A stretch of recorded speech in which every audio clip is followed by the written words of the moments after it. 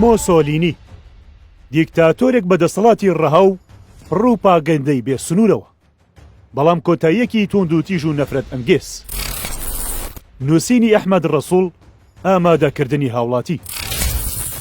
چیرۆکی دەسەڵات ئەستەمکار و دیکتاتۆرەکان لە زۆر لایەن و تایبەتمەندیەوە هێندە لە یەکچوونیان تێدایە، وەک ئەوەیە کەسێک چیرۆکی هەمویانی نووسی بێتەوە.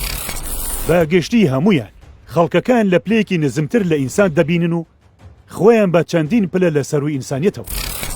هەمویان جگەلەوەی سەرکوت و زیندان و تەنانەت کوشتنیش ڕوبەڕووی ئەوانە دەکەنەوە کە ناچنە ژێرباری ستەمکاریەکانیان. هەروەها خۆیان بە چارەنووس و قەدەرێکی مەزنی سەر و سروشتی و بان مرۆیی دەبینن کە بە گەلەکانیان پێشکەش کراوە. هەمویان لە گەندەڵیە گەورەکاندا هاوبەشن و خەڵکەکان لە برسێتی و زەلیلیدا ڕادەگرن و خۆیان لە پارەدارێکی خەیاڵی و ژیانێکی شاهانەییدا و بە کاریبەریەکی بێسونێری خۆشگوزەرانیدا نمایشی نەخۆشخانەی قودرەت و عەزەمەتی لەسەر وەهم هەڵچنراوی خۆیان دەکەن.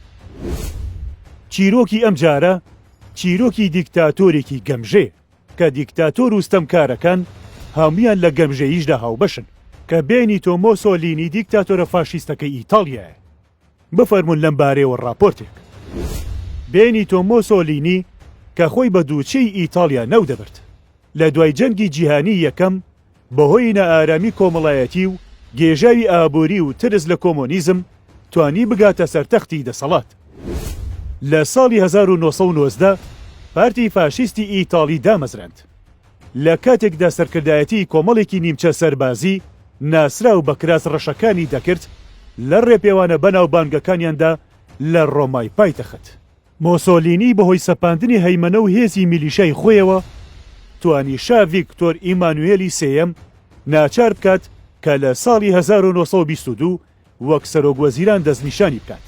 ئەمەش سەرەتای دەرکەوتن و بەهێزبوونی یەکێک لە بەدناوترین دیکتاتۆرەکانی مێژووی مۆدێرنی ئەوروپا بوو. ڕژێمی مۆسۆلینی بە خێرایی ئیتاڵیای گۆڕی بۆ دەوڵەتێکی فاشیستی کە توند و تیژی و دیسپلین و کۆنتڕۆڵکردنی کۆمەڵگا بوونە پایەکانی پێکێنانی. میلیشیا کراس ڕەشەکانی بە شێوەیەکی دڕندانە نەیارانی سیاسیان سەرکوت دەکرد. هێرشیان دەکردە سەر سۆسیالیستەکان و لیبراڵەکان و هەر کەسێک کە بەرەنگاری ئایدۆلۆژیای فاشیستی دەبووە. ئازادی ڕۆژنامەگەری لە ناوبرا، دەربڕینی ناڕەزایەتی بە تاوان ناسێنرا و کەشوهەوایەکی پڕ لە ترس و تۆقین سەراپای ژیانی ڕۆژانەی داگرت. دیدگای فاشیستی مۆسۆلینی جەختی لەسەر دڵسۆزی و ملکەچی ڕەها بۆ دەوڵەت و شکۆمەندکردنی شەڕ و سەرکوتکردنی ئازادیە تاکە کەسیەکان لە بەرژەوەندی ناسیۆنالیزمی بە کۆمەڵی ئیتاڵیایی دەکردەوە. ڕووپاگەندە ڕۆڵێکی سەرەکی لە پێکاتەی ڕژێمە دیکتاتۆرەکی مۆسۆلینیدا هەبوو. مۆسۆلینی شارەزا بوو لە هونەری پەیوەندیە جەماوەریەکان بە بەکارهێنانی ڕۆژنامە، رادیۆ، پۆستەر و سازدانی کۆبوونەوەی گشتی بۆ بنیادنانی بنەمایەکی کللتوری بۆ ئایدۆلۆژیاکەی و هەروەها سەپاندنی هەژمونی کەسایەتی خۆی. لە وتارەکانیدا کە پڕ بوون لە دەستەواژی شەڕانگێزانە خۆی وەک ڕزگارکەری ئیتاڵیا پیشان دەدا، خۆی وەکو قەدەرێکی مەزن پێناسە دەکرد کە گەورەی و مەزنایەتی ئیمپەراتۆریەتی ڕۆمانی دەگەڕێنێتەوە. سڵاوی فاشیستەکان و یەکپۆشی و نمایشە وردەکانی کۆریۆگرافی بوونە هێمای لەدایکبوونەوەیەکی ترسناکی ئیتاڵیا لە ژێر دەسەڵاتی مۆسۆلینیدا.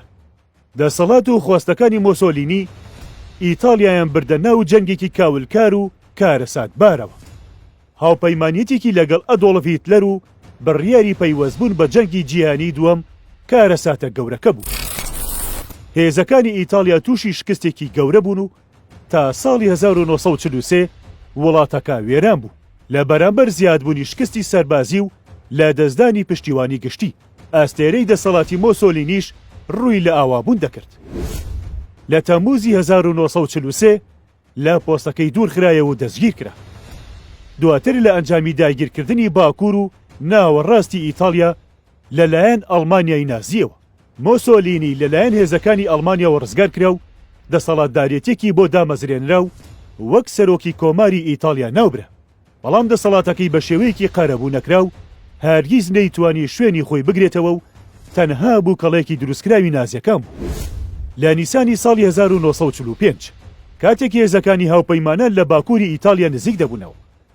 مۆسۆلینی هەوڵیدا لەگەڵ کلارای هاوسەری و دەستەیەک لە بەرپرسە نزیکە فاشیستەکانی بەرەو سویسرا هەڵبێت، بەڵام لەلایەن هێزە چەکدارە پارتیزانە کۆمەنیستە ئیتالیەکانەوە لە نزیک دەریاچەی کۆمۆ دەستگیر کرا.